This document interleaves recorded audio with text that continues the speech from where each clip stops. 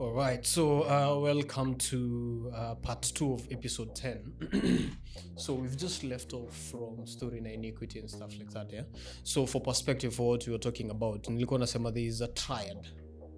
There's a triad in understanding evil. Yeah. So you have sin, you have iniquity, and you have transgression. You know, these are just words that we use to try to explain it, but I'm not so sure if those words are, absolute. I'm not so sure. Maybe there are other things that we do not know, especially when you bring in the idea of so nasikianga sins of commission and sins of omission. Commission are those that we know, we do. Ukienda kurepent, you commit the sins of lakini omission is zenye hatujui. So given the things that we don't know how to absolutely define that triad. But so there's sin, transgression, and there's iniquity. Alafu sasa, in understanding the essence of a human being, there is something known as the tripartite essence of a human being. What's that? So it's in threefold pia. So there's the soul aspect of a human being, there's the spirit aspect, and there's the body aspect. So a human being is made up of a soul, a spirit, and the body. Unaona? So kuiangalia kidogo unapata the soul is literally the mind, where the mind actually is. That's very interesting. That the soul is where the mind is. Unaona, when I think so, there are such verses zinasema as a man thinketh. So easy. Actually, that verse is not complete. Venye tu umesema, I knew you were going to say that. But that verse actually says, as a man thinketh in his heart. Think, there's a form of thinking probably iko kwa akili, but sasa kuna hii yenye Biblia ina mention kwa roho. So a difference here, you thinking ya akili na exactly, hapo nakuja, relax. So kuna hiyo as a man thinketh in his heart, so he is. That is why there is also another verse that goes at above all else, guard your heart, because from it comes the issues of life. All right. So I don't know akina King Solomon what they understood about that aspect about, but I think saizi with understanding in psychology and neuropsychology, there's this concept of the conscious mind and the subconscious mind. So the conscious mind, in terms of what the brain perceives as stimuli. These new spirituality, they all focus on the conscious mind. The conscious mind. So you can think of that conscious mind as something that, of course, the conscious is directed from the subconscious. So simply put, the subconscious mind is near the heart. Nice way of looking at it. So unapata, there are things that the heart conceives, and but then you can, there's a very interesting research I read, sikumbuki ni, I don't remember exactly about the connection between the heart and the brain. That unapata, do you know the heart also has its own neural network? I didn't know. Imagine, it has its own neural network. There's a way that the heart functions that I think sasa ndio we are borrowing a bit from it. We are trying to understand as a man thinking in his heart. There's something about that. I think that's the kind of research you can always post out there to share with people. But so as a man thinketh in his heart, so he is. So the subconscious mind, in summary, the subconscious mind starts from the heart. So there's this analogy that was ever given about this. Think of the subconscious mind as a garden. Mahali unapanda, say you grow in your greens, etc. You know, hizo greens hazitajua what to take and what not to take. So what will rather happen is whatever you're going to give it, that is what. So kuna venye pia hiyo mmea pia itamea kukua. Ukiipatia maji mingi kuna venye itamea. Ukiipea fertilizer mingi kuna venye itamea. Unaona? So it's the same as the subconscious mind. So unapata unaona in that tripartite essence. So the body from experience, sasa experience is taken in by the body. And how we understand this is that through stimuli. Alright, so for example ukidungwa, it relays that response to the brain, alafu inarudi ndio una withdraw your hand from being pricked. I think it's the same with the experience that we're able to perceive, that we're able to think and stuff like that. We look at whatever is happening in our external environment, and we take that to the subconscious. So it's the body that takes that to the subconscious, now the heart. In other words, it takes it to the soul. So think about it here. The body iko hapa, the soul iko katikati, the spirit iko hapa. All right. So the body receives these impulses from the environment, could be also internal environment. It relays it to the soul. So it's in the soul kwenye hiyo information. It's not exactly organized, but unapata the soul is like a doorway. So hiyo information ndio the soul inachukua from the body. Sasa the soul inapelekea the spirit. Can you say, but I love that idea because it makes sense. Maybe that's how evil is like channeled to us. Nakuja hapo. I'm going to relate it to that triad of evil I had explained. So unaona the soul itapelekea hiyo kwa the spirit. It's now the spirit that is going to tell the soul that this is not right. So now the soul inarudisha information to the body and ambia yes if it. So exactly, unaona that kind of a battle that we normally have when we do something wrong. Maybe that's this kama my youth. If there is one thing that is troubling us the most ni masturbation. Kidogo, just to pause you, Alex. Masturbation. Yeah. Do you think that ni kama time tunakoga in depression, ni kama there is a fight happening? There's a war. Exactly, between the body, the soul, and exactly. Maybe that's what's happening. It's exactly what is happening. Unaona. So unaona sisi wote ni vijana, we've gone through this. Unapata ukimasturbate then chenye unasemanga post nut clarity. So unapata ni the spirit inakonga imeambia the soul that this is not right. So the body kuna venye ita respond. Unaona. Lakini sasa realize the one thing that can make us fall short to find something wrong is not even the soul, it's the spirit. The spirit, man. That's it's the spirit. If the spirit has been corrupted, and sasa to correlate sasa na that triad of evil, so the spirit, just sasa what is being defined, let me just confirm. That's a good exactly one. I knew it, this was right. Actually hiyo yenye tunaita the spirit ni iniquity. Just a minute, hiyo vile tunanini hapa hivi stories za post-nut clarity. Bro, isn't it the same thing as after Adam fell and he ate from the forbidden fruit, he realized what he was naked? It's yep. See, it's the same thing. It's the same thing happening again, manze. Absolutely, bro. Absolutely. So correlating the body, soul, spirit with the triad of evil, you've seen it. So spirit, so nasikia spirit ndio maana I think especially in the Bible tunaambia be ye renewed in the spirit of your mind. It's about this. Jesus also teaches that for you to follow me you must first go back to your mother's womb and be born again. Maybe it's the renewal of the mind. It's the renewal of there are versions that say spirit of the mind. It's very interesting. But anyway, so unapata it's in the spirit where things actually happen. Unaona. So if the spirit is corrupt, expect the soul to be darkened, and thus in manifestation what will happen through the body is associated sin. Iniquity is related to the spirit, transgression is from the soul, and now sin is from the body. Let me read you something small here. Yeah? So unapata sin is simply to miss the mark. Vitu zenye tunasemanga from that Greek term harmatia. It's to miss the mark. And that is simply failure and weakness. Before we started, tulikuwa tunaangalia chenye Adam. Unaona now the act itself of eating from the apple, that was sin. But sasa now what happened before afike hapo has to involve the soul and the spirit.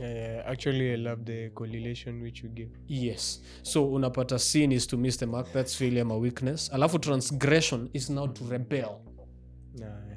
A rebellious heart. So Adam and Eve, they rebelled. And that's what made Satan fall. Exactly. So from Satan's perspective, it started like, from his spirit. Unaona iniquity. Actually the loop of masturbation, you kuja hivyo. after you've done it postnat clarity then ndo urudi kwa hiyo loop ni kama ndiyo rebelling inaanza then the Exactly. same cycle Unarudi. repeats. There's a And lot no about matter that. no matter how much you try to fight it ndio it's like automatic. Yeah. Now unaona but let me complete this alafu nikam kwa unaona chenye umesema venye inakuja kwa automatic. There's something normally happens but anyway. So again transgression sasa ndio ku rebel ama ku break that covenant. It's a willful violation. Unaona ile kuamua that I'm going to do this. These are questions of the soul. Unaona alafu sasa iniquity means to twist, to bend ama to distort, and this is exactly what the Bible describes as being found in. So shetani alikuwa anajua kila kitu, he knew the truth but rather he decided to bend that. Actually I mean if let's say I was an embodiment of evil and I want to put you down ama nataka ku demoralize, that's the same thing which I will have done. I will start doing things that feed your mind, spirit, according to that triangle which you've given, and that's how I'd have like dominion over you. Yes, but far from that, there's something I'm trying to nimekuwa insist even from the previous from part 1 It's the things that we do not know. So unaona iniquity is about the things that we do not know. Let me give an example. Unaona ikifika to a place that we actually think, for example, that homosexuals do not deserve. There are people who are so extreme who think that these people, one, should not be accepted to churches. Wengine wanafikiria these people, kuna wengine very extreme to be put to death. Isn't that a form of rebellion? It's more than that. What is it? No, this is about unaona the moment like, ushaamua at these people don't deserve to live. Actually the moment unafikiria, I think that's unaona people who are pro-abortion. I know this is going to be very very controversial, but this is the thing. People who are pro-abortion, they think that whatever has been conceived in them has no right to find life. Has no right. Unaona sasa hiyo, that is not a weakness. Unaona hiyo, that's not even a rebellion. Hiyo ni kudistort, hiyo ni kubreak a certain ni kutwist ama kubend. It's inward corruption. I think this is where good and evil can also be understood. It's like you're no longer a victim of evil, but now you're the embodiment of evil itself. That happens in the spirit. You see, now the issue is sitaki kusema ati pro-abortionist. No. I'm trying, because PSC wenyewe we have the capacity to incline towards such thought patterns. Unaona kujustify vitu fulani. Okay, try to think it from this era which you are living. Ni kama it's normal manze, you indulge in pleasure. Yes. Then you don't want to face the consequences of the pleasure. Yes. We just want to have it easy. It's not even having it easy. Man, you're just being manipulated. And you think that it's your choice. You're the one who is rolling the cards. Yes. I think that's the greatest weapon ilikuwa fashioned against. It's like you think that you're the one who is making these choices, but you're just suffering an effects. The effects of something. You're the victim of something. But you don't know you're the victim. Yes. It's like something ime reverse hiyo reality hadi inakani kama imekuempower so that I'm the one who is doing this. Yeah. And I'm the dictator of my life to Kaiser. Yes. Unaona sasa if we are to make the claim that there are very evil people, what they do, their goal is not the body, but they use the body as the first step. So they create systems, pia philosophies, pia structures. Don't you think those systems and philosophies is just like in the Garden of Eden, pahali Eve alikuwa na tempt Adam, alikuwa na mlete hiyo. Exactly. Then when sasa after umeshai take, it's like you're now part of it. Yes. So unaona what the devil did? Alikuja distort the truth about it. Remember what he told Eve. Alimwambia, uko sure God alisema ati mkikula doubt hamtakufa? Uko sure? remember hakuambia ati hamtakufa, alileta that kind of, aliwaambia kweli that hamtakufa, I'm not so sure, but unaona alichukua what God said. God alisema don't partake of this tree, you will die, lakini shetani uko sure? No, it's alidistort chenye God alisema. Shetani alikuwa anajua they're gonna die, because that's just the consequence. But it's like anabuild some sort of excitement in you, ama ndio watu wanaitaga curiosity. It's like ndo kutempt, ndio ni kama tu kuenteza. Unachikia dem akitaka kukubag, anze kuvaa kukuseduce nini. Nacheki, it's a form of manipulation that I want to lure you towards. But realize, unaona hiyo seduction in itself, unaona hivyo venye, for example, venye msema today matavas juu yaje, realize that in itself has no worth. It's our perception of it, the way we're gonna take that information. The way we're gonna our understanding of exactly it. Actually, unaona funny ukisikia ati I have a covenant with my eyes. I think this is Job who say that I have a covenant with my eyes. Yes, he first acknowledges that he sees very evil things, he sees vitu zenye hafai kunini, but what he's actually trying to say, this is even something very neuropsychological. There are very many neurons, I think about 20 million. Okay, I'm not sure sijui in 20 million, ama ni 20% of the neurons in the body are solely dedicated for sight. Imagine, like unapata whatever information we get by the sense of sight plays a very huge role in the way the mind is going to interpret it.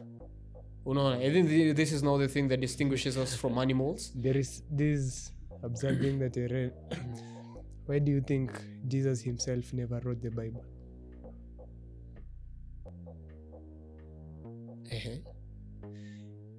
Remember, ukisoma Bible unaisomaga through sight, but his teachings it's like through me being with you. It's like kitu yote inakuja kwa sight, hapo ndo the channel of it being distorted ina come in through. Sijui kina make sense. So what do you mean by mbona sasa kwa nini Jesus si hivyo, si ati nasema this is the reason. I'm just questioning mbona kama yenyewe, as in, is it absurd that mwenye alikuwa na preach hizi vitu si yeye mwenyewe aliandika Biblia? Do you know kuandika Biblia it doesn't matter? Yes, it doesn't matter. It's just I'm trying to paint a perspective. I'm like, makes sense. Ni ukweli. Maybe it's through sight though we get most suggestions mingi sana. Hadi ukiangalia knowledge, how do we acquire knowledge? Mostly in kusoma nini. Actually, I don't know if I'm right, but I think this is how hypnosis works. If somebody wants to plant some suggestions in your mind, mostly anatumiaga hiyo sight, man. Na hiyo hadi manipulation, kama dema anataka kuseduce, ni nini atatumia? Sight. Haizi, okay, na pia kiandika ukisoma baadhi unasoma baadhi. Pia ukisoma turned on ukisikia sauti ya dem really. Maybe it's your perception. Itakuwaje? Maybe unaona the sense of hearing. Kuna dem moja like dem moja unaona dem ameweza mbaya, lakini best yako anakuangalia na shindo. Ai, hapana. What are you seeing? Sindio, manze ufanyi ikiwa absurd. As it's like mimi naona hivi, unaona hivi, lakini kile tunaona ni constant. But I get you. Ndio nani Kaliang alikuwa na propose, it's mainly the subconscious which is acting through you. Most the soul. And you know, the like soul and what there is already something in you that's already implanted yenye inakudraw towards certain type of caliber of ladies, na wengine it makes sense, but kwa huyu hawa ndo na make sense, na alafu watu wanaanza kusema mimi type wangu ni hivi na hivi na hivi. It's like that's your subconscious talking. Unakumbuka tukiongelea about ignorance and nations? And I think most of the decisions that we make, especially when it comes to the thing about us finding a mate, barely do we really think about what it all means anyway, because I think we act on the animal instincts that we would call an emotion. I need to also clarify something. Unaona the soul, under the soul sasa ndio umepata ya kwanza tumeongelea about the mind. That is also where it's also the seat of emotions and also the seat of the will. Mahali the will actually is. All that defines what a soul is. Unaona? So unapata hiyo animal instinct yenye umependezwa na kitu, and so you decide to act on it. Barely will you start thinking from, maybe let me call it logically, barely will you start but hiyo ni rationally thinking. Umeona kitu inakupendeza, so you now want to act on it. I'm not saying it's wrong, but I'm saying barely do we think of should I relax? I love I have a question. If it was you yenye unapenda hii kitu, ni kitu kama ingekufanyia enemies alignment, unge turn off hiyo kitu, is in your compulsion of you towards it. Ni kitu kama ingekuagania ni mimi, as in I will have had the authority to turn it off. Yes, you can.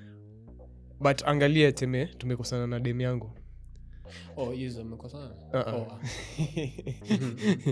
As in it's like pia after tumekosana na najua udem anafanya all kind of things towards me wrong, it's like bado nampenda. I'm trying to question this idea that hapo kuna some sort of nations ignorance. But the underlying factor is there is something in you bado inakudraw you being sasa it's the soul where the emotions are. But emotions, kusema tu ukweli, emotions are meant to be used as a gift. Lakini ukipata there are patterns, they are very wrong patterns. Now what am I talking about as a pattern? I'm not talking about them in terms of the things that we normally do. So for example, unasema ati maybe anakurong, maybe unaona anafanya vitu hutaki, tumia kitu basic, but take it, unaona vile tunasema step outside from your emotions kwanza. That's something very difficult to do. A prime example ni mtoi anamumonya sweet, kuja umnyang'anye hiyo sweet, ataanzia kulia. Mbona? Because ako in the primal form, mahali the emotions ukirealize it's like, but wewe umechukua something that might be of harm to them, but kwao it's like bado anataka hiyo sweetie, na anakuchukia ama anakuresent for the act of. Yes, but mtoto hukuresent kweli at that moment. You can define but unaweza define from as in kuna some sort of next time akikuona hata nini ule anko kuninyang'anya sweetie ni ukweli. I agree. See, as in it's like manze, I don't know, but there is something in you yenye it's driving you. Unaona chenye unasema there is something in you that is driving you. That is now the question of what the soul actually is. Unaona? Okay, tukisema that the soul is the mind, is the seat of emotions, na the will, we can also ask what exactly are those things. Unaona? What's a will? What's an emotion? What's the mind? Unaona? The nature of those things ndio zinaweza tufanya pia tuelewe why, for example, a kid atarespond hiyo design. Unaona? And I think zote ziko sort of interconnected. So for example, mtoto you are responding. Let's try to like question ourselves. Let's imagine you are that kid and you experience umenyang'anya hiyo sweetie and you are experiencing all these kind of things. How do you come to like comprehend that whatever was done to me was the ama how do I deal with it? Tumia story ya hiyo example yenye umesema ya dem. Toxic relationship. Unafikiria ati dem probably anafanya vitu wrong. Unajua most men tunakuaga, let me say in a way tunakuaga insecure tukiona dem amepost mini na ana dance pale TikTok, skin is truly exposed. You will be very very insecure. Let's also use ni kama kuna kitu kameku strike kwa roho na yet hiyo ndio video utasave uende unyonge nayo. Ni ukweli madem wengine wakifanya hivyo unafurahia bana, uko pale IG au dem ameweza cheki tu lakini hata ni kweni wako ikuwe ni manzia. That is where you draw the line. Hutaki kumuona akifanya hizo vitu. Ni nini exactly yuko imehappen? So ni nini exactly yuko imehappen? So that picture itself, that image that already you have, hiyo sasa has been relayed through the body to now the seats of emotions in the soul. Unaona? Now what's an emotion? What's an emotion?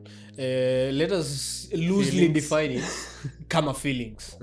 Feelings ni hiyo response yenye utapata ukiperceive something through the senses that we have. Nice. You can also think of feelings, hizo emotions zinakuaga chemical reactions that zinakuaga happen to the brain. It's so for example, ukiperceive something wrong, there's a way the brain will perceive it. Yes. There's a way the brain will perceive it. Alafu there is actually an emotion yenye itakuwa released. That is how you also come to describe it to come a flight and fight. So utajua kitu ikiwa inconducive for you, there is a response you're gonna have. So that space in between ni hizo emotions zinakuwa zimefanya kazi. So pia I can pose these maybe my sensory ni kama your sensory framework is quite predetermined by your understanding of things. Well, predetermined could not Juju angalia hiyo case ya kama ni demo wako unafanya hivi uko na issue, but kama ni si demo wako hauna issue. Shida pia ni that's a change of perception. Kuna wengine hawananga issue once zao wakifanya hivyo.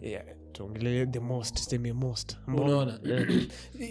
There's nothing that has to be sort of been programmed into the seat of emotions that will naturally tell you. That's why I'm posing the idea that maybe it's your perception based on your environment. Unaona vile utagrow. The more you're exposed to the context of your environment mostly ita build your perception.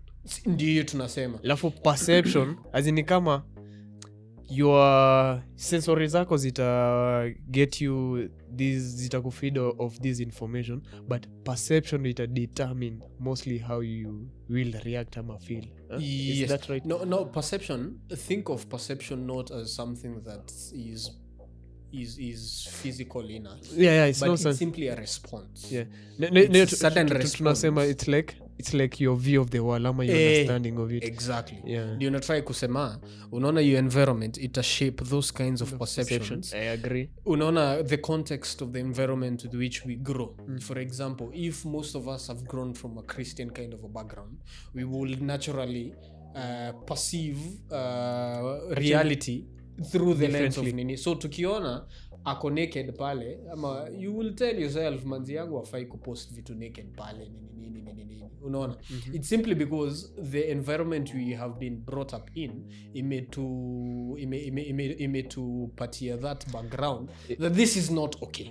Is it true to say that lakini we are hypocrites because huko kwingine utascroll kifaa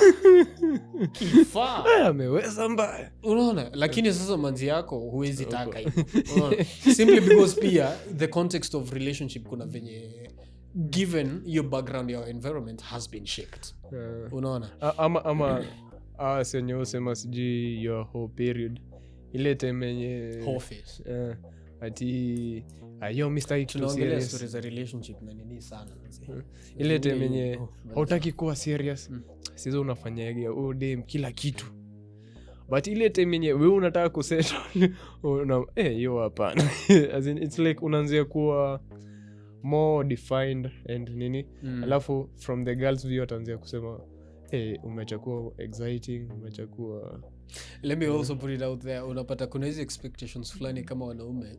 You know, society has taught us, our environment has shaped us to think that men are providers. I'm not saying that men are not providers. That is not what I'm saying. How do you know that a man is a provider? God, yeah. But see, the idea is, yes, some perceptions are right and I agree with them, but you maybe as right, you really, anyway. You as you, how do you know that they are right? But it's more individualistic. What framework ama nimekuambia kitu hadi kama ni kitu mzuri, maybe unajuaje that kile nakwambia ni mzuri? That's the question. Remember, yes. The nini Adam, he was not only told not to eat from the tree of knowledge of good and evil, of evil, but also good. It's like aliambiwa pia good knowledge ni kama medi. But I think that's what's happening in Christianity religion. It's like, yes, whatever you're trying to pose to the world is good, but there is a way which you if you present to it and kama it's something good, it most probably it'll lead them say astray. True. Yeah. True. Okay, umenifanya ni deviate like sawa. Hapo tutakuja, that is what you're supposed to talk about in episode 3. Yeah. But nini, what was I even saying? Hiyo example ya dem yenye ulikuwa umepeana. So kuna sisi as men, tufikiria because we are providers, so there's a way that our ladies should behave ama should act out. Unaona? But you kuuma sana ukijua you're providing. I have a question. Alafu, isn't that kukuuma sana some form of iniquity in your heart? I wouldn't call it an iniquity. Why? I'll call it a weakness. It's just a weakness. You're just a victim of the environment you've been brought up in. Ni ukweli, your perception ndio unaona. Because ati nimeprovide hivyo vyote alafu manzi msichana tu pale unanifanyia hivi. Ni kama I have this expectation that anafaa kufanya kitu mzuri, unaona. I think that is what has made the kibes and the manzi unaona pana toxic masculinity. Because I will provide na wewe expect you to lamba my feet. You need to be submissive. Unafaa kuniita Mr. Man, you should call me your highness, your honor. We feel that. Tuna feel that sense of entitlement. Now that is tapping, that is eating from the fruit. Yeah, true. That's true. I agree. Unaona hiyo ati you're wielding it against reality. Actually, reality will most people in high positions will fall short nature, of this. Nature is a bitch. Nature is a bitch. Anyway, so but Alex, isn't that the curse the Bible was talking about? Adam was cursed. It's a curse. You see, the curse is your perception. But I wish as men to elewe too, if you choosing to provide, no expectation. Provide it, usikuwe na expectations. Yeah. Like hata wewe mwenyewe expectation is a form of eating from the forbidden fruit. Give your providence nature some structure. Know your limits. Jipange, plan. Unaona, don't just do it to impress someone. Ushiko na shida ali teme umesaidia msee. Alafu after umemsaidia wewe jamaa anafanya ufala. Manze unasikiga naweza kupiga. Wewe as in you see it's like you umemsaidia as in ni kama unamforce aone vitu your way just because umemsaidia. True. But you will actually expect that because umesaidia mtu ni atakusikiza, they're gonna take your advice. we all experience such things. Una expected because umesaidia mse, you've even given them a platform to sort of make something kama si mimi wewe exactly. You see. So we feel entitled that whatever we're gonna tell them wanafaa wasikize. We feel entitled that it's like you want to be God for them. Yes, kind of. There is that kind of a sense there. But again, we also need to realize hivyo venye nasema we need to give it some sort of structure. Unaona ile lay out your limits. I think this is why these structures are very very important. Na kujiuliza kama ukiambia mtu mimi because nimefanya hivi, yes we are working together, I don't expect this to happen. I mean that is mutualism. Do this, I do this. Unajibonga as in there is no hidden agenda hadi wewe mwenyewe ujui because maybe you're just helping ndo you get praise in return. Yes, absolutely. Absolutely. Na sasa unaona hiyo ku expect that hawa si wanafaa kutusikiza ama because umesaidia umse anafaa akifanya kitu contrary inakuuma shindo jamaa kwani hawazi. Do you know that is how personalities kama narcissism start. Yeah. So first it's gonna bend the soul, your perception. because unajua as long as you've gotten this stimuli that is very very undesirable ama very very unfavorable, anytime hizo emotions zita appear, they will, the brain is going to take the shape of it. And utapata you wouldn't even realize how you're responding. Itakuwa automatic. So unaanza exactly sasa, so unapata anger has become a part of you, being bitter has become a part of you.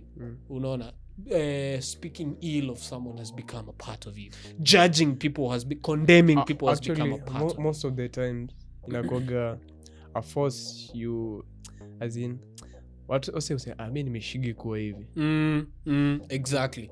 Unaona, sasa hiyo imeanza ku tarnish the soul.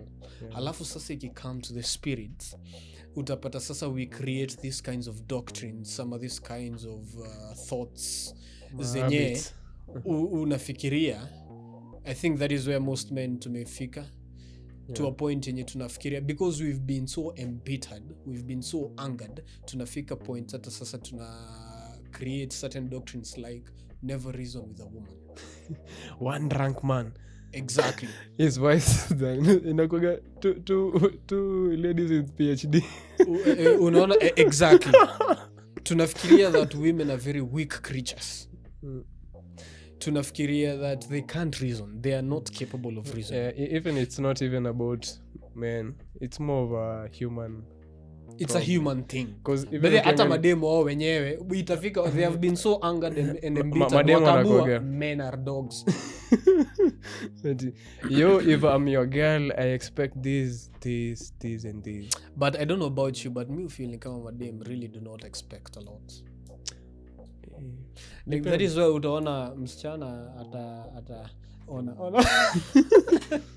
well at some nasema unaona, I think society in a way kuna venye you favor madem, in what sense, kuna venye you favor madem such that even their perception or their outlook towards life itakuwa so, ndio maana utapata tu dem amesettle na jambazi na amempenda hiyo, na amempenda na huwezi mwambia shit because yeye ako sawa huko nje wewe si jambazi.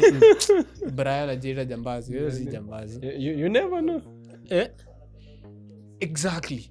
Unaona, exactly. Lakini sasa utapata huyu dem atavunjwa roho mara mob sana, anze men are dogs. But kama kuna watu ni ngumu sana kuwa convince. Skia and even well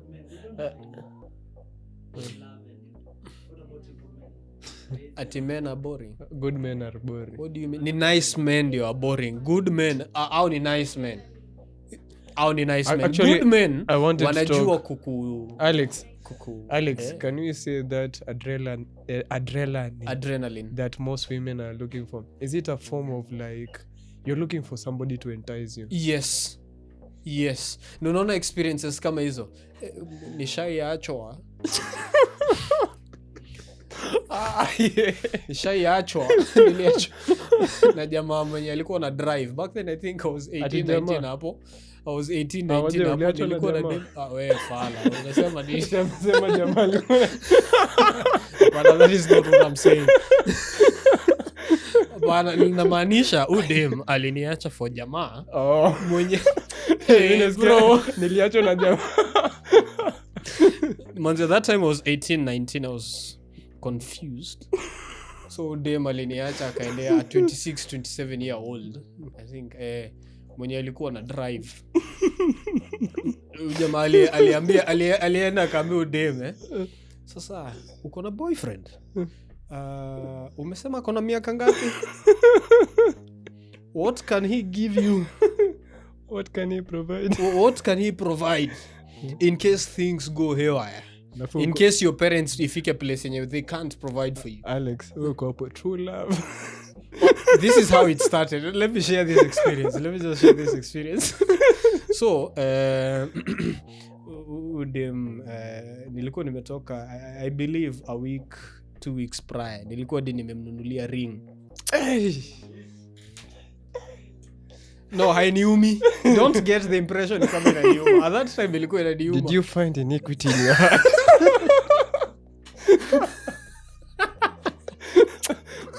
Anyway, so hii time nilikuwa nimeenda kumuona. So venye nilirudi tulikuwa tunaenda camp na youth at that time. Mimi nikapata text na by the way, leo jioni ukisha settle I'd like us to talk. Nikasema sawa. So venye tulifika Oloide Naivasha for camping, nikamtext tumefika nini. So akaniuliza, by the saizi nikakuintroduce to my parents, utawaambia nini? Mimi najua anataka tukue serious. Sasa anani-introduce to the family. This is becoming serious. Mimi nikajichocha. You took up responsibility. Nikamwambia, nimejichocha hapo nini. Alafu the next text, boom. Aliniambia, no, I'm talking in terms of ati ifike place yenye they can't provide for me, hawezi nisomesha and stuff like that. Wewe unaweza nisomesha? Can you provide for me? Mi nafikiria she is being logical. And nikamjibu from a logical perspective. Hizi vitu hatuwezi shindwa. Yeah, you get a job. Una hustle nini. Huwezi shindwa. We fight till the end. I've done this. Unaona. Kaniambia, so the next response that came, ati mi na feel ni kama hakuna kitu naweza ni offer in this life. Ati na feel like I need to be with someone mwenye anaweza kuwa some sort of insurance to me, mwenye anaweza nisomesha in case come hell or high water. I have a question. Isn't that a form of eating from the tree of knowledge? Yes. It's like you know the dangers that lie ahead. Yep. So, lakini sasa shida ni unaona, the point I've been trying to make ni zile vitu tujui kudefine simply because we do not know how to think about them and use you to affect the most. Sasa from the perspective of who them, from a very rational, not logical, from a rational perspective, she was right. Yeah. She was right. Kusema ukweli za hizo, if her parents were unable to provide for her, ningefanya nini? Ati tutamove ati na hustle, ati nimsomeshe. Are you kidding me? Unaona? So hivyo ndo niliachwa. Bro, nililia huyu usiku. Alafu sisi tulikuwa camp, tulikuwa na basi ya chache. Nilikaa kwa gari kwanza. Na ati mimi ndo walikuwa wanategemea ku run program usiku. Mimi nililia. Hey bro. Mimi nililia. Alafu hiyo siku ndio I also created this doctrine. Mimi dem hata inivunja roho tena. Sasa hapo sasa ndio nikaingia vizuri hofu. You rebelled. This is bad. Alex, whatever happened after that, all the relationships I had after that, it's like you are rebelled. You are now there. I think at that point, so there's something else I also want you to understand. Unaona pia madem mwenye amevunja roho sana because they believe in love. It's not that ikifika place yenye dem ameamua men are dogs, ikifika place yenye dem anasema hata they will rather do without a family ama without children, si ati amebend will yake, si ati amebend spirit yake that anaona men are actually evil. They might say it, they might say that men are evil, they might say men are not all there is, but deep inside it's just a wound. They're just broken. They're just broken and they do not know how to think about it. Yeah. Not they do not know how to love, they just do not know how to make sense of the experience they've had. Ndio they make room for possibilities.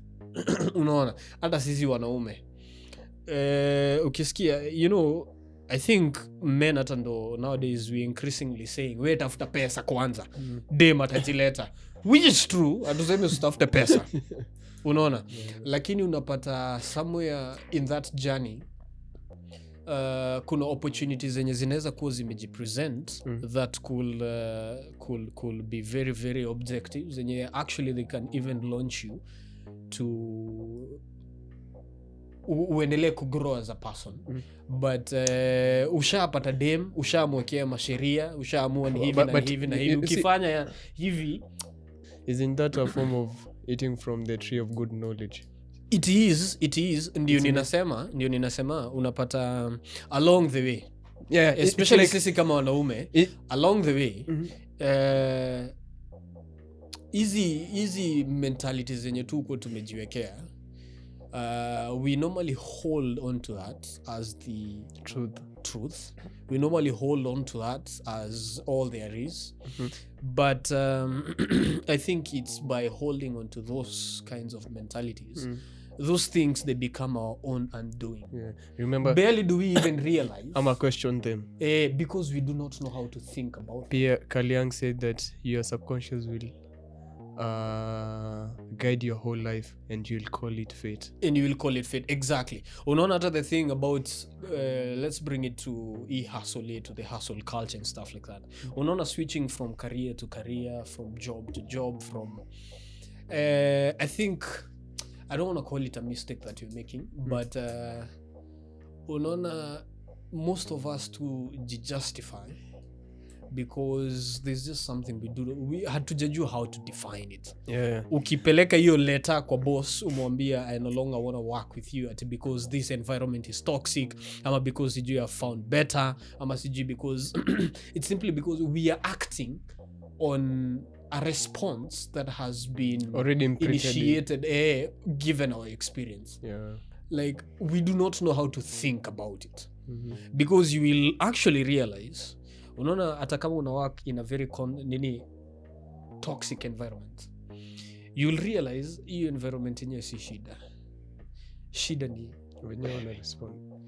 Because ukiona unaweza sort of kuwa patient, do not let it affect you in adverse ways because you're actually gaining from it. You will have the right kind of framework to work within that context. Actually, Alex, you could see it as you're interacting with people who are also in the mess that you're also in. Yes. And the only difference is that you're just aware of the mess and yes. you don't know. Exactly.